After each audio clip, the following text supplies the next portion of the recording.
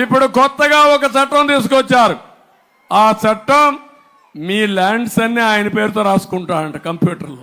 మళ్ళా మీకు ఒకవేళ కానీ మీకు తెలియకపోయింది, మీరు కానీ 90 రోజుల్లో గుర్తుపట్టలేకపోతే రికార్డు మార్చేసి ఉంటే ఇంకా మీ మెడ మీద కత్తి, ఆ భూమి మీకు లేదు.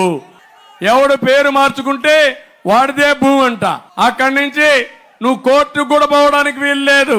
ఒకే ట్రిబ్యునల్ జిల్లాలో ఉంటుందంట, ఆ జిల్లాకి వెళ్ళాలి.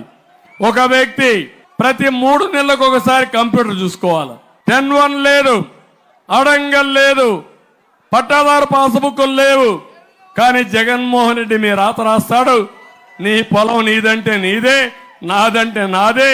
ఒకప్పుడు నిజాం రాసేవాడు, ప్రతి ఒక్కరి పొలాన్ని దానం చేసేవాడు. ముందు నీకు ఇచ్చేవాడు, ఇంకొకరికి ఇచ్చేవాడు, మళ్ళా ఇంకొకరికి ఇచ్చేవాడు. ముగ్గురు కలిసి కొట్టుకునేవాళ్ళు. అసలు భూమి ఉందో ఎవరికి తెలియదు. ఈ రోజు ఈ రాష్ట్రంలో అదే పరిస్థితి.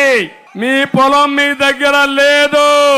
మొన్ననే మీరు చూశారు, మీ పొలం మీ పట్టాదారు పాస్ పుస్తకం దానిపైన బొమ్మెవరిది అంటే వాళ్ళ తాత మీకు ఇచ్చాడా? వాళ్ళ నాయన ఇచ్చాడా? మీకు మీ నాన్న ఇచ్చాడు. వేసుకుంటే మీ నాన్న ఫోటో వేసుకోవాలా? అవునా కదా తమ్ముళ్ళు?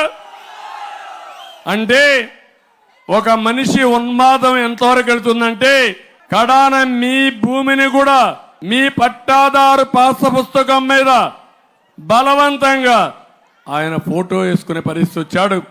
ఇప్పుడు రికార్డులు ఆయనే రాస్తాడు. ఆయన రికార్డు మారిస్తే మీరు గోయిందా గింజుకోవాలి. ఏపీ ల్యాండ్ సీలింగ్ యాక్ట్ ఏదైతే భూరక్షణ యాక్ట్ ఉందో దీన్ని రద్దు చేసే బాధ్యత నేను తీసుకుంటానని మీ అందరికి హామీ ఇస్తున్నా. మీ భూములకు రక్షణగా నేను ఉంటాను.